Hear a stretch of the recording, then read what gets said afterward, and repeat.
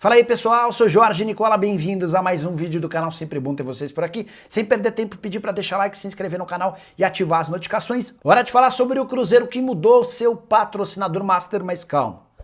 Cifras seguem iguais e o parceiro é o mesmo. Na noite dessa quinta-feira, no intervalo do jogo contra o Botafogo, que terminou empatado em 2-2, o Cruzeiro anunciou que a Betfair deixará de ocupar o espaço nobre no uniforme do Cruzeiro, dando lugar à Bet Nacional. O problema é que a Bet Nacional e a Betfair têm o mesmo dono, uma empresa da Irlanda do Norte. E as cifras no contrato seguirão as mesmas. O Cruzeiro ainda tentou um reajuste, informação que eu tenho é de que até esse momento não houve acordo. E o Cruzeiro tem hoje apenas o 12º maior contrato de patrocínio master do país, 40 milhões de reais por ano. Cifras muito defasadas na comparação com os principais concorrentes esportivos do Cruzeiro. O Cruzeiro foi o terceiro colocado no Campeonato Brasileiro e brigou quase todas as rodadas com Palmeiras e Flamengo, enquanto o Flamengo embolsa 268 milhões de reais por ano da Betano, o Palmeiras tem 100 milhões de reais por ano da Sportingbet. Ou seja, cifras que não casam com a realidade do Cruzeiro. Até o Galo, que tem sido menos competitivo do ponto de vista esportivo no Campeonato Nacional, fatura bem mais. O acordo do Atlético com a H2Bet lhe garante 60 milhões de reais por ano. Com um empate diante do Botafogo em 2-2, Cruzeiro não consegue mais o vice-campeonato brasileiro e o Leonardo Jardim já afirmou depois da partida que vai poupar praticamente todos os titulares do jogo contra o Santos, marcado para domingo na Vila Belmiro, até porque na próxima quarta-feira o Cruzeiro inicia a disputa por vaga na final da Copa do Brasil contra o Corinthians. Preciso falar agora sobre o leilão por Everton Cebolinha. O jogador que vai deixar o Flamengo nessa janela de transferências foi alvo de 6 clubes brasileiros. Sondagem, 3 deles a gente já tem certeza: Corinthians, Palmeiras e Grêmio. Outras 2 possibilidades: Atlético Mineiro e Cruzeiro. Nenhum dos 2 clubes confirmam o interesse, mas a especulação envolvendo os times de Minas é bastante grande. Importante registrar que o Cebolinha está decidido a sair do Flamengo depois da Copa do Mundo de Clubes, ou melhor, do Intercontinental de Clubes, que começa para o Fla na próxima quarta-feira. O Flamengo foi campeão na quarta-feira passada, vencendo o Ceará, e na festa do título o Cebolinha disse o seguinte, abre aspas, não estou contente em não ter a sequência de jogos que eu necessito. Foi a deixa para que o Flamengo fizesse essa negociação. Já havia contado para vocês que se o rubro-negro não vender o Cebolinha até 31 de dezembro, vai precisar pagar ao Benfica, a partir de 1º de janeiro, 1,5 milhão de euros. Isso consta no contrato entre as partes. Quando o Flamengo o comprou do Benfica por 13,5 milhões de euros, já existia essa cláusula no acordo. Preciso falar agora sobre Aboubakar, centroavante camaronês de 33 anos de idade, que insiste em jogar no futebol brasileiro. Ele chegou a ser oferecido para alguns clubes na janela de julho, entre eles Grêmio, Cruzeiro e São Paulo. Nenhum dos 3 avançou e o Aboubakar precisou se mudar da Turquia para o Azerbaijão, fechando com um time bem pouco conhecido chamado Nefit. Por lá ele tem 5 jogos e 3 gols, mas a fase do seu time não é bacana, 8ª colocação com 3 vitórias, 7 empates e 3 derrotas. Apesar de ter contrato até junho de 2026, o Aboubakar insiste com seus representantes na América do Sul para que se encontre em janeiro um clube para que ele possa jogar. O Aboubakar inclusive garante que consegue a rescisão do contrato no Azerbaijão sem qualquer custo. Ponto é que para contratá-lo, o time brasileiro vai precisar desembolsar entre 1 milhão e 1,5 milhão de reais entre salários, direitos de imagem e luvas. A pergunta que eu deixo para você, o centroavante camaronês, que chegou a fazer gol no Brasil em Copa do Mundo, caberia no seu time do coração? Já usa o espaço para comentário e registra a sua opinião, beleza? Quanto que você acha que foi ontem relaxamento do Cruzeiro, quanto que foi melhora do Botafogo no segundo tempo para esse resultado por 2-2? Fala um pouquinho do jogo também, se você achou que foi justo no final das contas. Eu acho que foi justo. O Cruzeiro, um primeiro tempo, eu senti muito mais o Cruzeiro focado em vamos fazer um bom jogo, vamos fazer uma boa apresentação aqui, até pensando na Copa do Brasil pra gente chegar bem. Até porque se você perde esse jogo, querendo ou não ficaria legal. Então, esse empate sai ok pro Cruzeiro, mas se a gente pega o desempenho, no primeiro tempo, como o Rafa colocou, foi aquele Cruzeiro que a gente tá acostumado. E esse Cruzeiro que a gente tá acostumado exige uma entrega física muito grande. É jogar no 110% o tempo inteiro, senão não vai atingir a forma de jogo do Leonardo Jardim. Destaque para o primeiro tempo.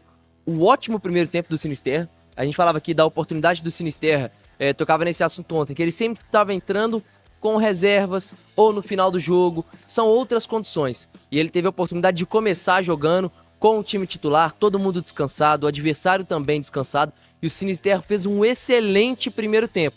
Mas eu acho que o gás dele acabou cedo demais, tanto que no segundo gol, ele já nem tem aquele pique todo do primeiro tempo para puxar o contra-ataque, ele arranca até a linha do meio de campo, depois diminui e deixa a bola com o Lucas Silva, pro Lucas Silva dar sequência à jogada, e aí tem a finalização do Caio e o rebote com o Matheus Pereira. O Christian, pra mim, foi o jogador mais regular do Cruzeiro durante os 90 minutos. Acho que foi o que mais conseguiu manter a intensidade. Mas aí entra muito o que você falou, Gris. Eu acho que o Cruzeiro acabou dando uma relaxada. E o primeiro gol do Botafogo, que é aquele vacilo do Matheus Pereira na entrada da área, eu acho que é a prova disso. A gente viu ao longo do campeonato inteiro o Matheus Pereira limpando jogada na entrada da área, dando dribles na entrada da área, e esse foi um drible que pareceu um pouco displicente. Eu acho que até também, né? Não é lugar, mas é característica do cara. O cara faz isso o tempo inteiro. Se não jogar Vera, ele não tenta aquele drible, não. Exatamente. E então foi um lance de displicência. Eu acho que o Matheus ali, na figura do Matheus, não tô crucificando nem falando que é um erro gravíssimo, mas é a prova que o Cruzeiro deu uma relaxada. E aí depois um gol de pênalti, o Alex Telles, que pra mim tecnicamente é o melhor lateral esquerdo do campeonato, a batida na bola que o Alex Telles tem, tanto pra cruzamento, pra escanteio, pra pênalti, tanto é que ele já foi artilheiro do campeonato português sendo lateral. O Alex Telles joga muita bola. Aí no pênalti, ele que é especialista em pênaltis também não teve dificuldade. Então eu acho que teve uma melhora sim do Botafogo, que cresceu na partida, foi ganhando confiança, porque ainda tem algo a disputar, mas eu acho que muito mais para um relaxamento do Cruzeiro, que no final das contas deu uma moral absurda pro Cássio, que pra mim foi o melhor em campo, fez grandes defesas, foi muito exigido. Então, no final das contas, o Cruzeiro chega tendo um bom desempenho enquanto estava focado no jogo, enquanto teve seus titulares em campo, e o seu goleiro fazendo uma partidaça. E isso dá confiança para a sequência da Copa do Brasil, porque agora o Cruzeiro, em 3 jogos, pode se consagrar com o título depois de tantos anos aí sofrendo. O Cruzeiro pode ter um título que com certeza vai ser um dos maiores da história do clube. O Cássio, ele não fez muitas defesas, mas ele fez duas grandes defesas muito boas, né? É um diferencial, né, do goleiro, do grande goleiro, é quando for necessário a sua presença, né, a sua atuação, ele tá ali. Cara, tô aqui, pode ficar tranquilo que eu tô aqui. Momento muito bom do Cássio, né? A gente às vezes acaba não falando do Cássio, não sei se tem a ver com a perda de peso mesmo, né? Ele até reconheceu que teve uma conversa com o Jardim falou com ele sobre isso. É um momento muito bom do Cássio. Eu queria só falar das substituições, as substituições bem claras e evidentes, que pensando já no jogo do Corinthians, né? Quando ele tira o Caio Jorge e o Sinisterra porque ele tem aí esse histórico, é um cara que ainda não tá no mesmo ritmo dos outros, dificilmente poderia jogar esses 90, e jogar 90 minutos poderia ser um risco. E o Caio Jorge vinha de um problema, né, de um desconforto, teve aí um descanso na semana passada, saiu. O Arroio precisava de ritmo, porque ele só jogou 30 minutos no jogo passado, 35 por aí, que o Sinisterra entra ainda no primeiro tempo, e ele precisava de ritmo, ele coloca o Sinisterra, e o Eduardo também, que é um cara que precisa de ritmo, porque... 40 minutos. Saiu aos 42. Então assim, as modificações... Porque eu fiquei analisando, se fosse um jogo a Vera, Caio Jorge sairia desse jogo? Não. Nunca sairia. Caio Jorge saiu sentindo. Sentiu cãibra, parece, né? Eu não sei se foi porque ele ficou alongando. Normalmente quando você fica alongando fora do campo ali é porque você teve alguma mas assim, mas o Caio Jorge, logo que ele caiu, o Fabrício Bruno já pediu a substituição. Então, o Fabrício Bruno tava pensando na quarta-feira. Porque assim... Não, gente, descansa o menino, precisamos dele. Os próprios jogadores, cara, e o Jardim também e tudo mais, mas os próprios jogadores sabem que aquele jogo ali era um jogo importante para essa preparação da Copa do Brasil, mas o que vai carimbar, vai coroar essa temporada não é esse jogo contra o Botafogo. O Matheus Pereira sabe que ele é muito querido pela torcida, mas se ele ganhar essa Copa do Brasil, ele troca de patamar, ele já briga, já entra no... Já podemos falar que o Matheus Pereira pode ser um dos ídolos desse time do Cruzeiro. O Caio Jorge é artilheiro do Campeonato Brasileiro, artilheiro da Copa do Brasil, mas cara, se vem um título da Copa do Brasil junto com isso, dá ainda mais moral para coroar a principal temporada do Caio Jorge. O Fabrício Bruno pode ser campeão sendo o pilar da defesa. Ele foi campeão lá no Flamengo, teve uma boa passagem em outros clubes, mas, cara, ele tá voltando pro time que ele foi revelado, pro time dele de coração, e ele pode ser campeão sendo um dos pilares, um dos craques do time. Então, assim, o Cássio tem uma história linda no Corinthians, mas também pode ser campeão em outro gigante do futebol brasileiro. Eu acho que isso pesa muito na cabeça do jogador. Na hora que ele volta do intervalo, já tá ganhando. Ele sabe que o companheiro dele, que é fundamental no time, é o cara que decide, é o cara que faz gol, não tá totalmente 100%. Viu que o cara caiu, puxou a câimbra? O Jardim, pelo amor de Deus, tira o cara, não corre risco não, velho. Não faz isso comigo, não. Absoluta que Isso foi vem na mente do cara. O Jardim, vamos, já deu tempo. Já deu, correu velho. muito hoje, não arrisca mais não, pelo amor de Deus. Põe o Bolazzi aí pra trombar lá, põe o Arroio pra correr, mas tira o Caio. Por mais que tenha o Gabriel Barbosa, Caio Jorge é insubstituível nesse time do Cruzeiro. Momento Vive incrível. um grande momento. O Romário Lima mandou R$10 falando assim: bom dia, 98. Vocês não acham que o Léo Jardim está com má vontade com o Mateuzinho? Depois que ele voltou da lesão das costelas, colocou ele depois de Eduardo e o Wallace. Brincadeira isso, velho. O que os senhores O que acham você sobre acha, isso? Miranda? Eu também Não. acho que não. Má vontade não, aqui eu tô até Muito pegando pelo aqui. contrário, né? Se tem alguém que ele gosta, é o Mateuzinho. né? Perfeito. O Mateuzinho voltou. No primeiro jogo ele foi titular contra o Juventude, ou o segundo jogo. O Eduardo tinha uma lesão e o Mateuzinho foi titular contra o Juventude. Logo após a lesão na costela, é a impressão que dá que o Mateuzinho ainda não conseguiu atingir fisicamente, tecnicamente, o seu nível. E o momento da temporada, ele tá preparando o time pro jogo contra o Corinthians.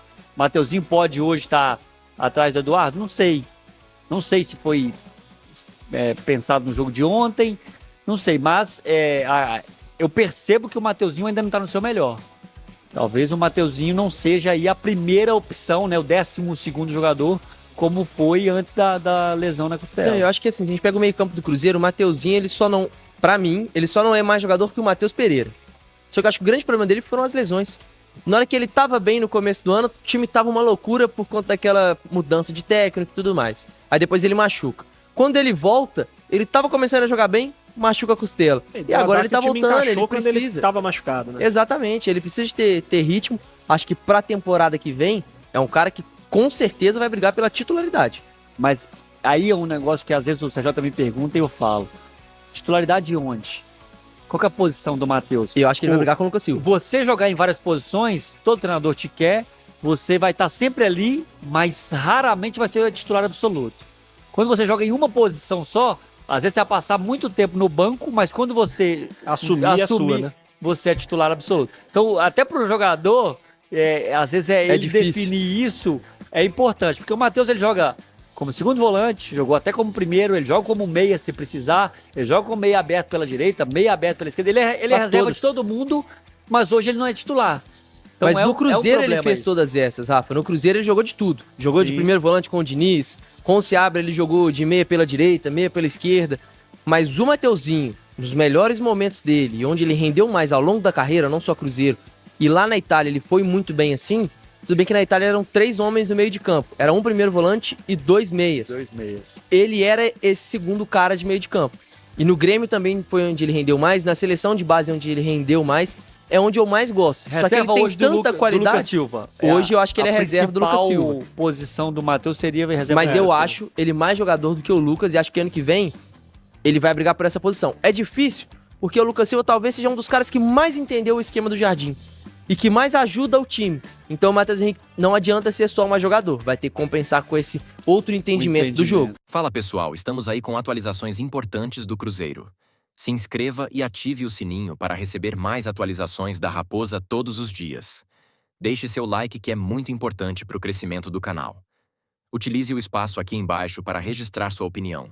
Ficamos por aqui com mais esse giro de notícias. Um abraço e até o próximo vídeo.